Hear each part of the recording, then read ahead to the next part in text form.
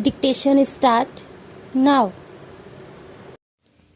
Mahatma Gandhi, while speaking about rights and duties of people, had said that the true source of right is duty. If we all discharge our duties, right will not be far to seek. If leaving duties unperformed, we run after rights, they escape as such.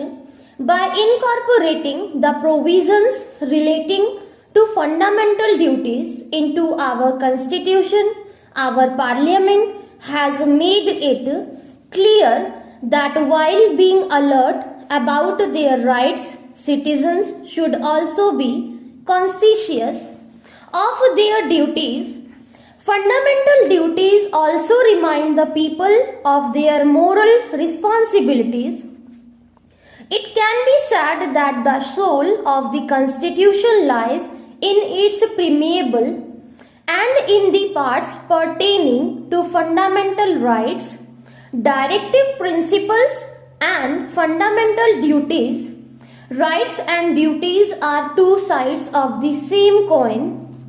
Our Constitution provides the fundamental right to freedom of speech and expression, and it also enjoins upon citizens the duty to safeguard public property and to abjure violence.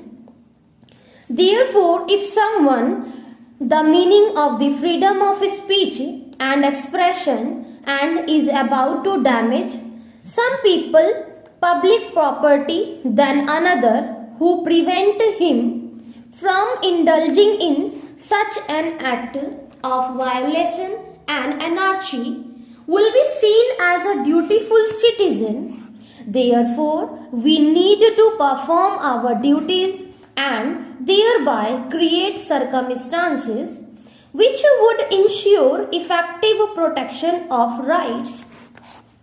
Developing the spirit of humanism is also a fundamental duty of citizens.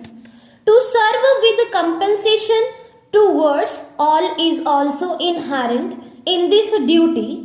I would like to mention one Shrimati Muktaben of Gujarat, on whom I had the honor of conferring Padma Shri at Rashtrapati Bhavan this very year. Despite losing her eyesight in her childhood, she devoted her whole life to the welfare of others. She has brightened the lives of many visually impaired girls.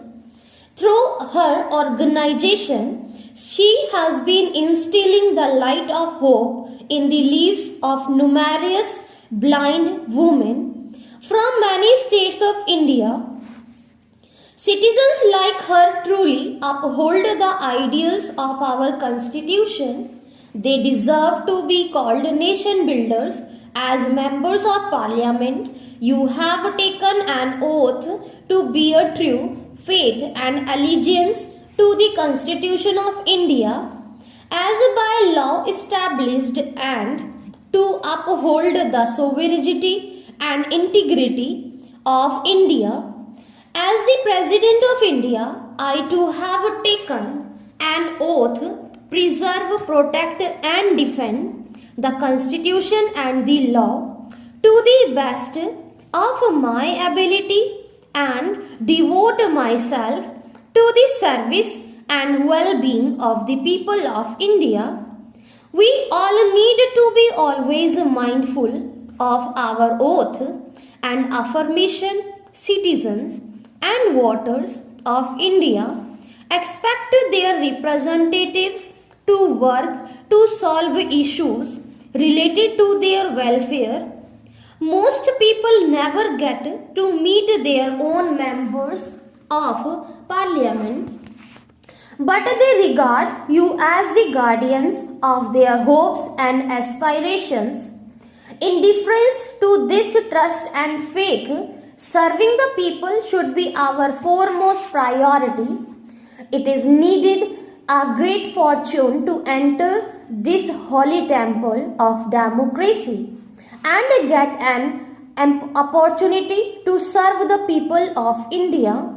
The most important objective and ideal presented to us by the Constitution is to secure to all its citizens justice, social, economic, and political, and equality of status and of opportunity. It is only because the Constitution makers ensured equality of opportunity that I have this opportunity to address this historic sitting of Parliament as the President of India. Our Constitution enshrines the ideal of building an inclusive society and also contains provisions for realizing it today. Is a great opportunity to convey our gratitude to the makers of our Constitution who gave us a system to bring about revolutionary changes peacefully.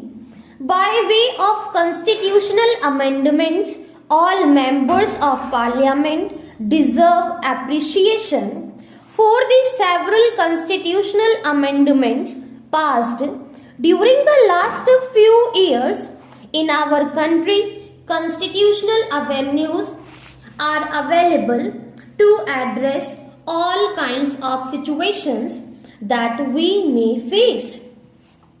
Therefore, whatever we do, we must first ponder whether our action is in conformity with constitutional boundaries, dignity, and morality. I am sure that being mindful of this constitutional touchstone and consistent with our constitutional ideals, we will earn for India its rightful place in the world as an ideal democracy. Let us resolve that we, the people of India, will continuously strive to achieve the ideals of our Constitution and realize the dreams of millions of our fellow citizens. This is the dream of our Father of the nation. Let us strive hard to achieve his dream, the welfare and prosperity of our people and the generation to come. Though our Constitution has been subjected to nation amendment to streamline and strengthen the people and for their betterment, but in spite of these changes made through many amendments, they have not affected the main objectives and principles of our Constitution. The Constitution, which was the great work of Dr. Bhim Rao Ambedkar and its team for the people of India, was in their larger interest. We salute the person who gave us this Constitution so that the people have their rights which are enforceable against the state, but at the same time ensuring the duties of the citizens under the Constitution of India.